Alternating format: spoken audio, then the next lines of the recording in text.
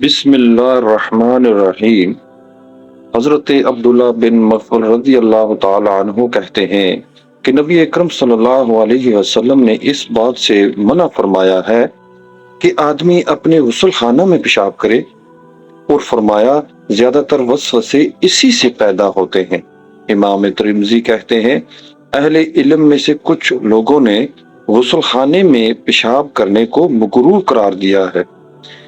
ان لوگوں کا کہنا ہے کہ زیادہ تر وسوسے اسی سے جہنم لیتے ہیں۔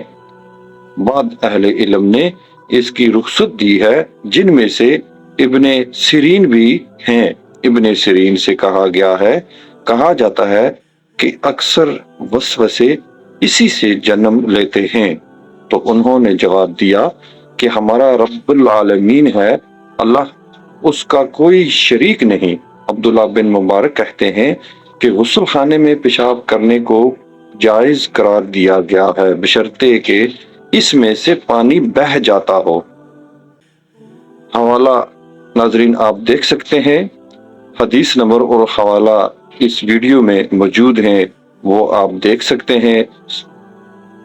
وضاحت: یہ ممانعت ایسے غسل خانوں کے سلسلے میں ہے جن میں پیشاب زمین میں جذب ہو جاتا ہے یا رک جاتا ہے۔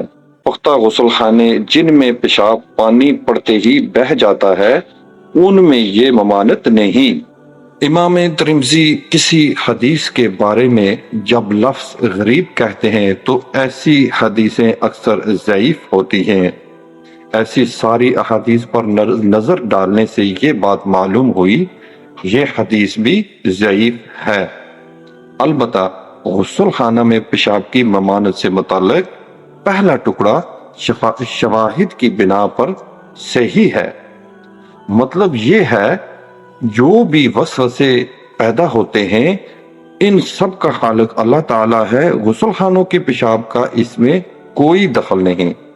غسل خانہ میں پیشاب کرنے کی ممانعت رسول اللہ صلی اللہ علیہ وسلم نے فرمایا، تم میں سے کوئی شخص ہرگز ایسا نہ کرے کہ اپنے غسل خانے حمام میں پیشاب کرے پھر اسی میں نہائے۔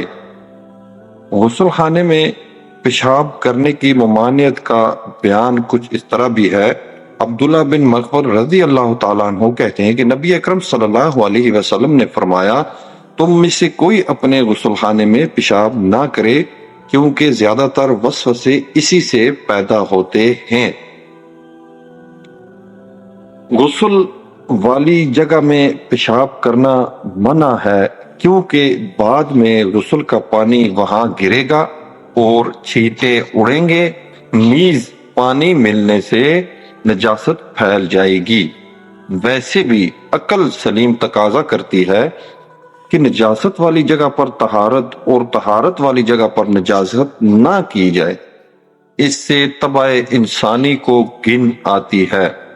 چاہے نجاست لگنے کا احتمال نہ بھی ہو، جیسے کوئی عقل مند نجاست کے قریب بیٹھ کر کھانا پینا گوارا نہیں کرتا، اسی طرح کا یہ مسئلہ ہے۔ بعض فقہا کا خیال ہے کہ اگر وہاں پیشاب جمع نہ ہوتا تو پیشاب کرنے میں کوئی حرج نہیں، مگر یہ فطرت سلیمہ کے خلاف ہے اور اسلام دین فطرت ہے، نیز یہ نص کے ظاہر الفاظ کے عموم کے بھی مخالف لگتا ہے۔ شیخ البانی رحمۃ اللہ علیہ نے کہا کہ الفاظ کے سوا باقی پوری حدیث کو صحیح قرار دیا ہے اور انہی کی رائے مضبوط لگتی ہے، کیونکہ اس جملے کی تائید دیگر شواہد سے نہیں ہوتی۔